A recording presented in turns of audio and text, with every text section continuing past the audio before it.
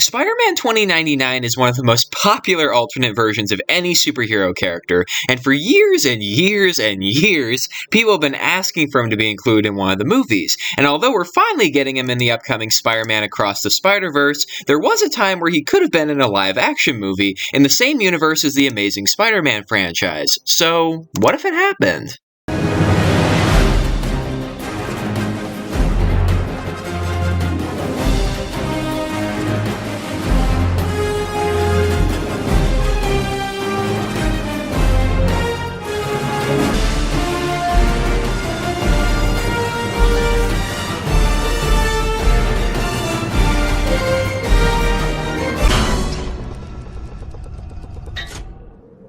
Spider-Man 2099 was a character that had been on Sony's radar for a very long time. They wanted to have a big event movie that would feature a number of heavy hitters in their lineup, like in the Avengers. Now, being just limited to Spider-Man and his villains, they knew that they needed to find new people to fight on Spider-Man's side, but characters still marketable enough to get movies of their own. Thus, they landed on Spider-Man 2099. Real name Miguel O'Hara, he's the Spider-Man of the distant future, not too dissimilar from Batman Beyond. While it's not been officially confirmed, I imagine it still would have been produced by the brain trust of the Amazing Spider-Man series, which included Amy Pascal, Matt Tolmich, Avi Arad, Mark Webb, Drew Goddard, Jeff Pinkner, Roberto Orci, and Alex Kurtzman. Goddard, I imagine, possibly would have directed this movie, assuming his Sinister Six movie had been any good, of course.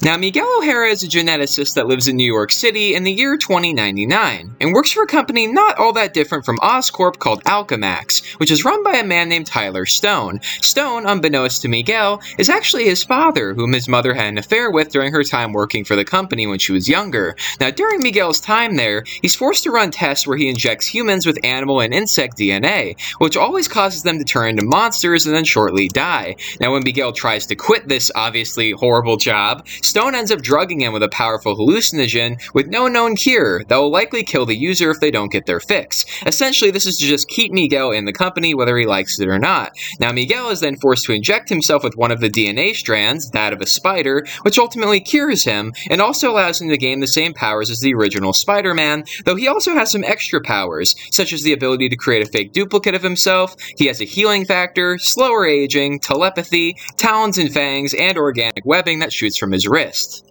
The idea of this movie going in was that it would be the Captain America the First Avenger of the Amazing Spider-Man universe, except instead of being a period piece set in the past, it would be set in the future, a future that would have been heavily inspired by Blade Runner and its architectural design. The main villain besides Tyler Stone would have been Morlun, an interdimensional vampire dead set on feasting on all versions of Spider-Man. Seemingly the plan would be to have Morlun enter the year 2099 and try to kill Miguel. However, Miguel would end up falling through a portal that would take him back to the 2010s, aka the mainline Amazing Spider-Man movies, where he'd meet Peter Parker Spider-Man to set up the big event movie that was coming next. Ultimately, though, this movie was just sadly not meant to be, as instead the Amazing Spider-Man universe was cancelled in favor of rebooting Spider-Man as part of the MCU. However, it's not all sad for Miguel O'Hara, who will be making his feature film debut as part of Spider-Man Across the Spider-Verse next year, where he'll be voiced by Oscar Isaac.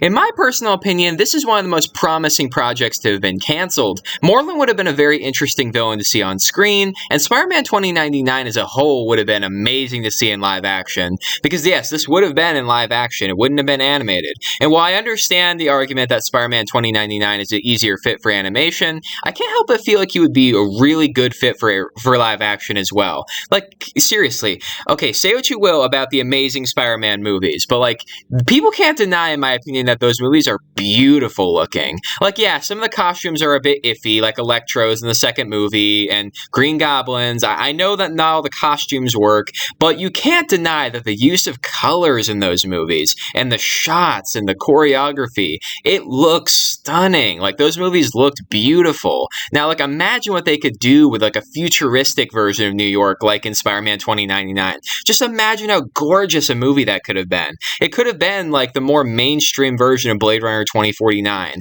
And can you just imagine that? Can you imagine how beautiful that could have been?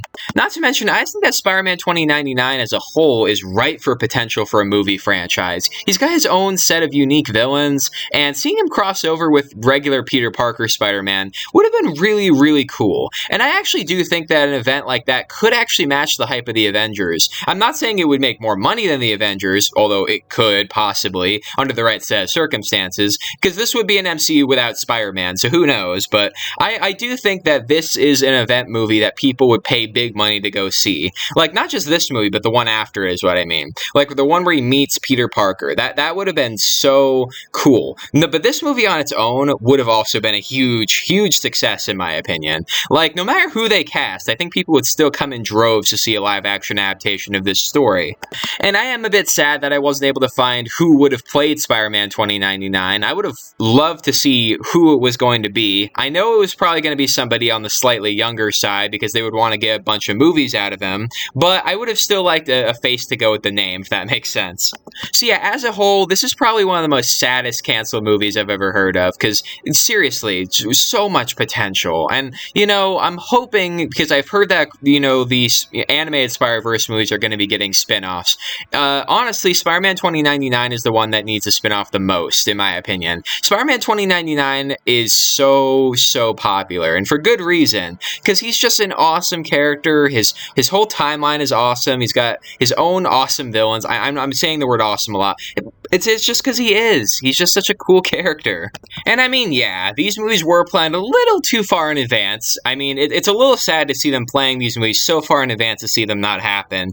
But this is a movie, as a whole, I definitely understand why they wanted to make. Like, when I heard they were doing a Sinister Six movie, I was a bit like, that might not be the best idea. A lot of characters.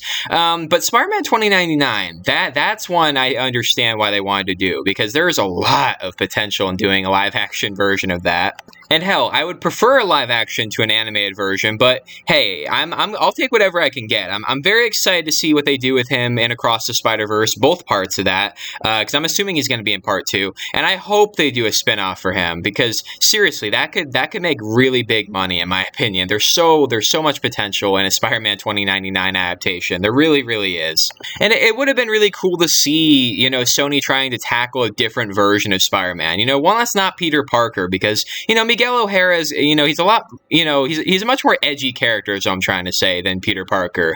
You know, he you know, cheats on women, you know. He's not as nice of a character as Peter Parker. And it would have been really interesting to see Sony try to tackle, you know, a less, you know, clean-cut Spider-Man. I just think that would have been really, really interesting to see, especially because the Amazing Spider-Man movies were far darker than the Sam Raimi ones already. So it would have been really cool to see what they would do with a character like Miguel O'Hara. But either way, let me know in the comments down below. Would you have liked to see a Spider-Man 2099 movie in live action? And would you have wanted it to be a part of the Amazing Spider-Man universe or not? I'd love to hear all about that in the comments down below. Also, make sure to give this video a thumbs up and share it with all of your friends on all your various social media platforms. Make sure to follow me on Instagram, Rinzler_Productions, and I'll see all of you in the next video.